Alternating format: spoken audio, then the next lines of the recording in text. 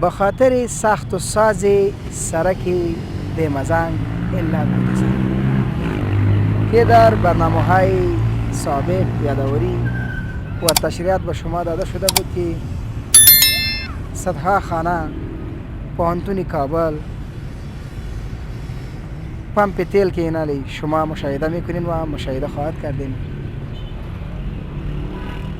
یعنی په جمله یا په کلی شکل باید وایم چې دولتي او غیر دولتي ودانۍ به کې څنګه شوي ړنګې شوي. هر څه چې انسانان هڅه او کوشش کوي یو ثمره لاسته راوړي، نو په لحاظه د ثمرې د لاسته راوړلو په خاطر به قربانیو ته هم غاړه ږدي. چې د هغه قربانیو د جملې نه تر شا چې مې د پخوانۍ غټې غټې درختې ګورې، هغه د خندا د خلکو په اصطلاح باندې باید ووایم دا د دیبوري پارک دی چې ډېر لرغونتوب او تاریخ لري.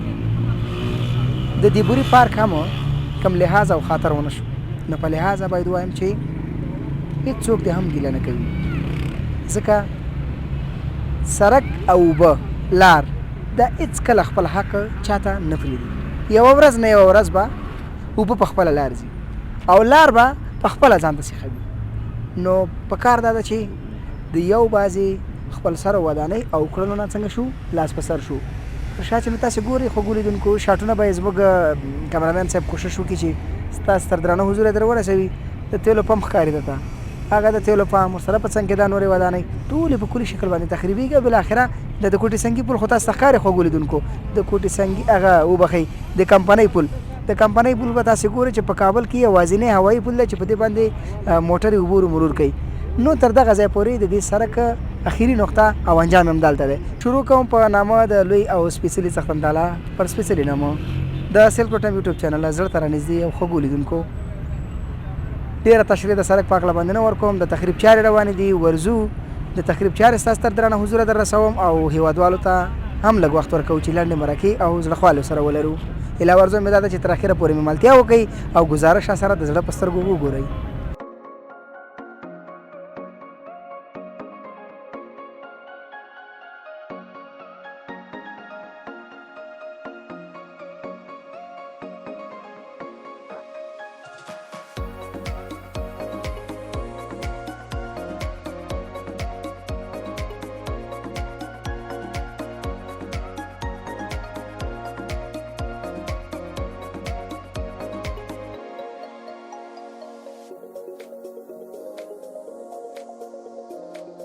زړه ته رانږدې خوږو لیدونکو یو ځل بیا ستړي مه شئ.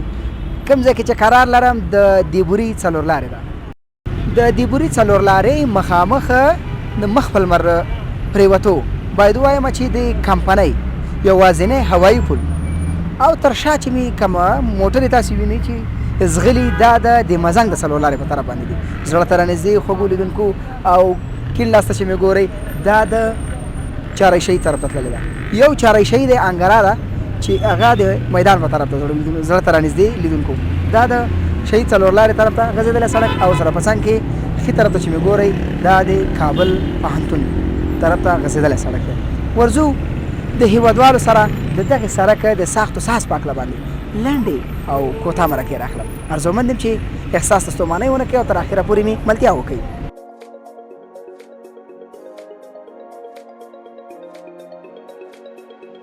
سړی چمن کې کینې لږ شین چای خو راوغواړي که نه یاره؟ روژه ده جوړې په خیر یې وکړه. ته ته کله ورکوه روژه ده، مسافر سړي باندې روژه کېږي. جوړ په خیر. لا نو څنګه کوې نو؟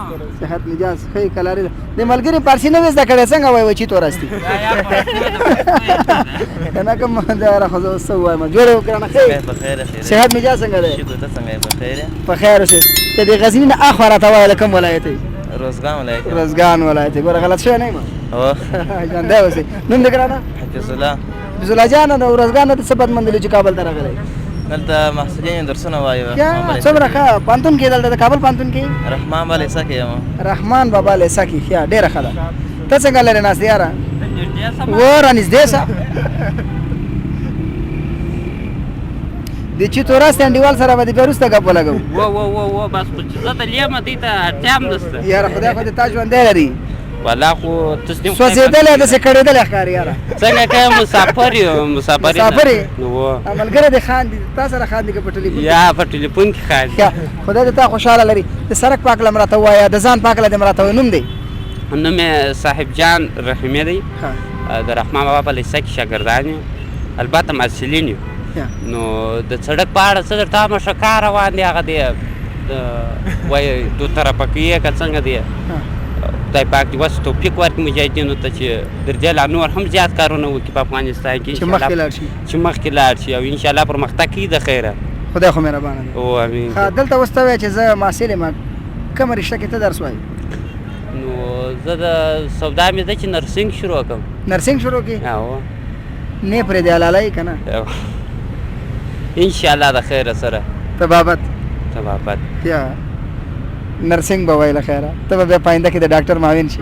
انشاءالله انشاءالله که د خدای رضا وه درس خو د کابل کې ویو خدمت کولو ته د کوم ولایت کې نیت دی نو خدمت روزګان ته مې خپله نیت دی ځکه چې هلته داسې چندانې دغه نشته نو د کومه ځای چې راغلی یم هلته برته خدمت کوم طبیعي ده که څه هم خو یو پیغام لرمه د هغه څوک چې په بورس کې تللي د خارجي مملکتو ته نه که ځي هلته دوی غواړي چې ماسټري وکړي یا زده کړې وکړي نه نو زما دغه ورته پیغام دی چې هلته دوی زده کړې وکړي د خپل پوهه دې بیرته په افغانستان ته راوړي د افغانستان دغه نوي نسل ته چې نوي نسل دې وروزي نوي نسل ته چې دغه پوهه د نوي نسل سره شریکه کړي ډېره ښه ده ته پکې څه وایې زما نظریه هم دا ده چې باید همداسې وسي لکه څنګه چې دی وایي یعنې څوک چې په خارج کې زده کړې کوي هغه باید راسي افغانستان ته خدمت ته لږ مخکې ما ته مخکې د سلام کلام وویل وې چې تو راستې فارسي دې نه زده کړې وه که څنګه فارسي غواړم چې نه زده کړم د فارسیبانانو سره زده کړم نه خو نه زده کړم شوق لري بل یې د فارسي سره زیات شوق لرم شوق لري ولې شوق ډېر زیات ځکه چې په فارسي کې ډېر ادبي اثار هنري نثرونه او داسې نور زیات د خپلې تحصیلي کچې د پرمختګ په خاطر غواړي فارسي غواړم چې د فارسي زده کړم سړک پاک له راته څه وایه یاره سړک پاک له داسې درته وایم چې ډېر ښه کارونه اوس پیلان روان دي او د ماسټري پلان انشاءالله چې چېرې دولت همداسې په امنیت کې پاتې سي د ماسټري پلان به انشاءالله پلی سي او دا چې کوم د ماسټري پلان نقشه ده اوس چې کار پر روان دی انشاءالله او پر مخ به ځي راته ودې نه ویلې ته دلته په مکتب کې پوهنتون وایي څه پوزیشن دی ستا زه اوس د مکتب دوره کې یم مکتب دوره کې کم ټولګي کې څوم ټولګي کې اوس 11 ټولګي کې 11 ټولګي کې زه هم غټ به پکې ته یې په ټولګي کې به تر ټولو غټ شاګرد ته یې نه زما سم پورته سته تا څه پورته شته ما ډېر ناوخته زده کړې شروع کړي سږ کال مې څلورم دی چې شروع کړې مې مخکې مې دیني علوم مخکې د دیني علوم رښتیا ډېر بچي مچي څه شته نه تر اوسه خو بیخي هېڅ هم نشته شی نشته اثار یې نشته اثار یې نشته دا خو ما چې پوخ سیند دی سیند مو کښته دی یو څاره مو یو څه معنا ګیره مو سره راغلې ده ښه عمر دې دومره نه دی عمر دې کم دی عمر مې انشاءالله یا د کابل نه څه خاطره لرې څه خوشحاله یې کابل څخه ډېره ښه خاطره لرم دا ده چې په دې کې ډېرې ښه زده کړې شته نه عالي زده کړې شته د هېواد په کچه ډېرې ښه زده کړې شته چېرې څوک غواړي چې عالي زده کړې وکړي تجربي زده کړې وکړي په ښه کیفیت سره ښه معیار سره نو باید کابل ته راسي تا مخکې ویلې ما مخکې دیني زده کړې یوازې کولې اوس مې عصري علومو ته مخه وکړل علت په څه کې علت په دې کې و چې دین مې زده کړي نور مې د عصري علومو سره مینه پیدا سو چې باید هېواد ته خدمت وکړو پرمختګ ورکړو یعنې دواړه اړینې بولې دواړه اړین لومړی دین یعنې دیني علوم مهم دي د هغه څه وروسته بیا عصري اول باید موږ خپل دین زده کړو اسلام د هغه څه وروسته باید عصر زده کړو زه چې عصر ته هم ډېره اړتیا ده ډېره مننه خوشحاله ژوندی اوسئ خوشحاله اوسئ یاره څه سم ژوند کوم انډیوال ته که پیغام لري انډیوالانو ته خو به دغه پیغام لرم چې خپل د ځوانۍ وخت ایله نه ضایع کړي درسو ته دې کش ورکړي د هغه د درسو دوران دی نو بس دغه مې پیغام دی نور خو داسې پیغام نه لرو دا زما پیغام دی دا د درسو دوران دی و دغه د درسو دوران او ستاسې ملګری ما ملګري خو نو نه ستا نوم چې یو ما نوم صاحب جان او دا پیغام د صاحب جان ژوندی اوسئ خوشحاله اوسئ دوستانو صاحب جان رانه پوښتنه دې وکړله وایي دا خپله مرکه به څه وخت وګورم ما ورسره یو خبره بله م وکړه ملکاټ هم در کومه خو چې کله خواستګارۍ ته ستا دپاره څوک تلله او ښځه درته غوښتله نو ته به خپل عکس نه ورکوې ورته ووایې چې سلک روټ ټایم یوټیوب چینل سرچ کړې هغې کې زما مرکه پرته ده همداسې ده که نه خوشحاله اوسئ. زه چې زه ولې جان تاسې په اجازه.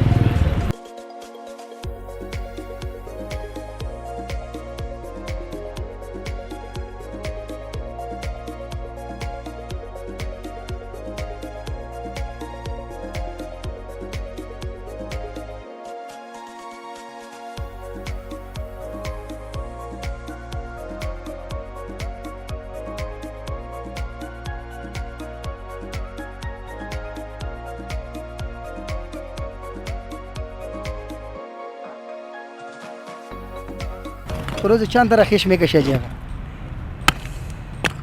سلام، بسم الله الرحمن الرحیم. من عبدالواحد نمیجا کارگر هستم. دمی سرک روز 3000 خشت میکشیم به 700 افغانی.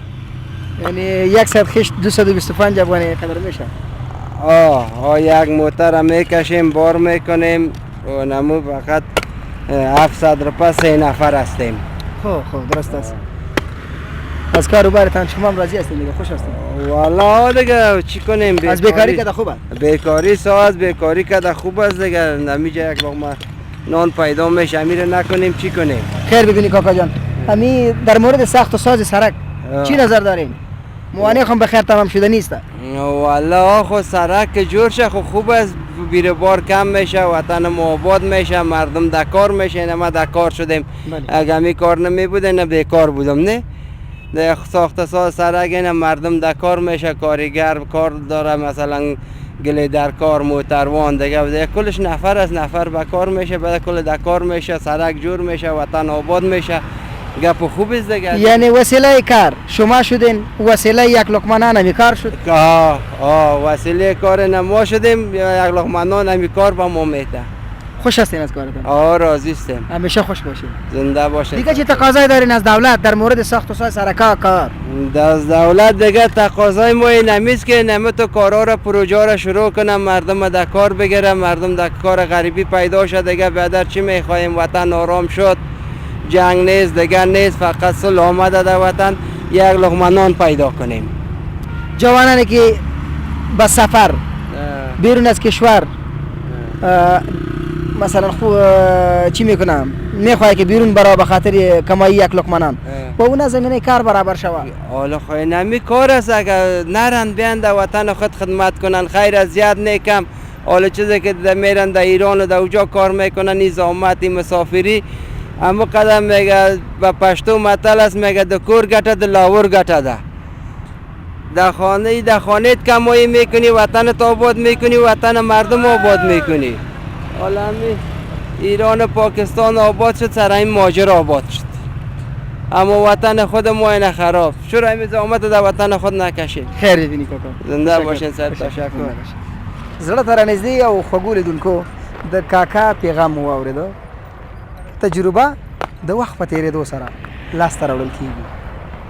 هغه دوستان بالخصوص هغه ځوانان چې د هېواد څخه د باندې د کار کولو ته زړه ښه کوي، باور وکړئ چې په پاکستان کې زر کالداره د ورځې د مزدوري وکړي نو غالبا 2,500 څه د پاس افغانۍ ترې جوړېږي، او که په ایران کې په تومنو کار وکړي او د ورځې د ته ورکړي 300 تومن، نو تقریبا په تعداد د 3,500 خواوشا افغانۍ ترې جوړې شوې.